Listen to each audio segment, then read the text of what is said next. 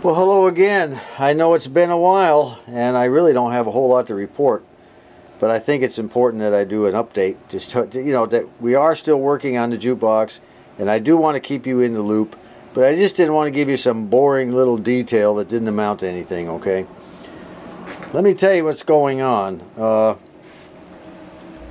After the last video, you knew that no matter what we did, we could not get this keyboard here to make anything happen in here. It's just dead in the water no matter what we did. The credit unit wasn't cooperating.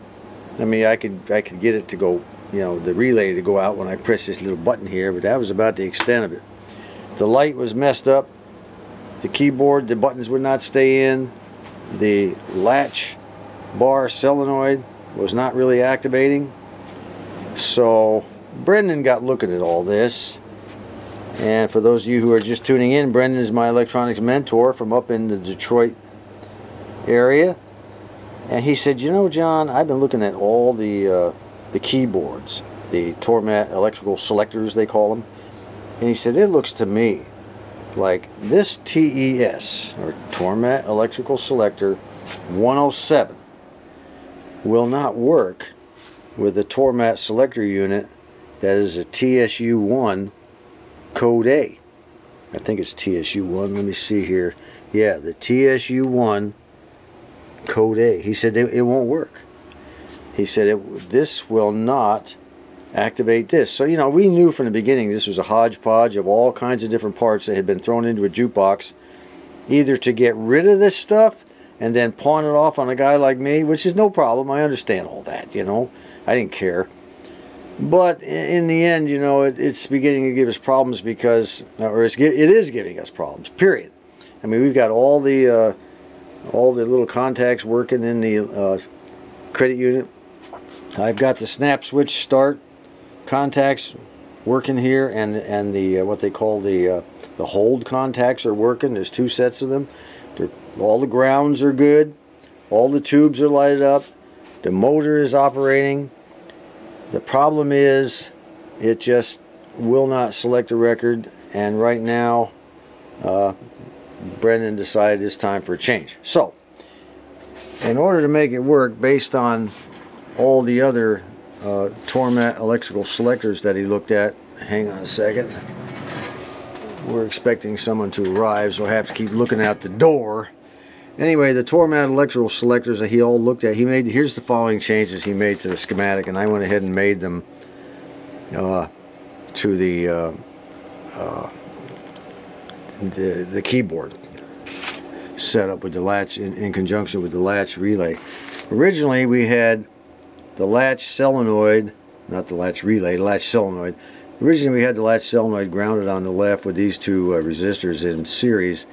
The reason being, this resistor here had to cut down the voltage to feed this tube. Otherwise we'd have blown it out. Which I have already done, by the way. So what he did was he got rid of the ground and he separated the two resistors, okay? So now it comes across through 362 to here and then down through. This ground is gone, right like that.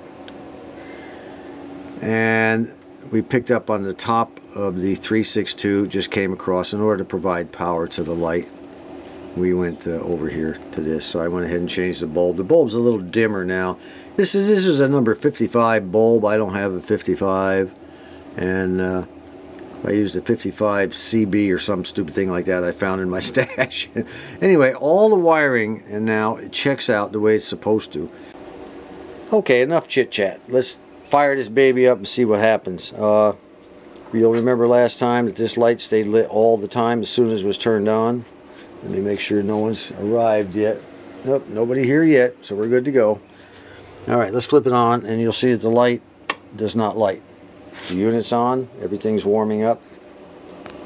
We'll let it warm up here in a minute. I'll come back after it's all the tubes are lit. Things are warmed up. Okay, now before we do any button pushing or anything, you'll see that I've gone ahead and labeled our service switch. And according to Harry Hall, our good repairman for years, he said that the scan position, which is the spring-loaded position, should be away from the slide switch, which it is. Everything's good inside here. Let's go ahead and press our little coin here. It'd be just like dropping a coin. You'll remember that this light stayed on all the time before we made the schematic change. Let's go ahead and drop a coin in, which simulates it being simulated by this button. Alright, now the light comes on and says, make your selection of your record. Yeah, you drop your coin in, light says, make your selection, lights up on the front panel. Okay, let's make our selection.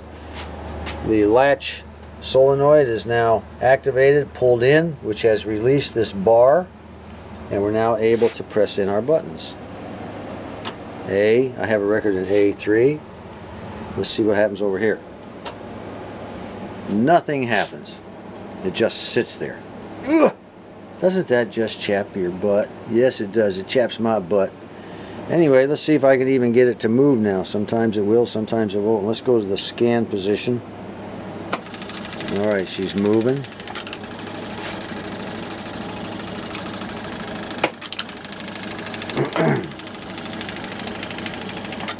Alright, it should come back and shut off. As long as I keep doing that in the scan position, I'm alright.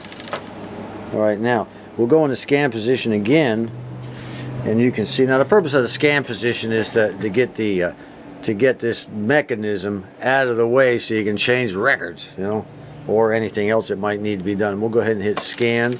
Now if I take this slide switch and hit it twice, I can stop it, okay? And then I can change records over there or do whatever I want. Hit scan again. Hit this button twice. Okay, on the second go around it stops it again. So the scan and the slide switch are working fine, at least to my estimation. The only problem we're having is the buttons are not making the mechanism move. Yeah, so that's our update for now. Hope all this made some sense to you. It doesn't make a whole lot of sense to me, but anyway, we're working on it. I just want you to know. So until next time, this is John.